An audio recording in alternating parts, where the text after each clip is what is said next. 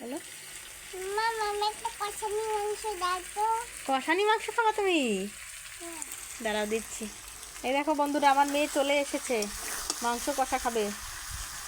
কাঠের উনুনে রান্না করছি। এই দেখো, এটা দিলে হবে বাবা? হ্যাঁ আচ্ছা দি। একটা আলু দাও। একটা আলু?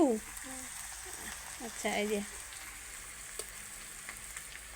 একটু খেয়ে দেখো তো কিরকম টেস্ট হয়েছে। গরম তো, তাই না বাবা? ভালো এটা। ভালো আছে? হ্যালো বন্ধুরা, দেখো আমার মেয়ে কষানো মাংস নিয়ে গেল। বলে বাবা দেখাবা? আচ্ছা ঠিক আছে, সরাও এখন।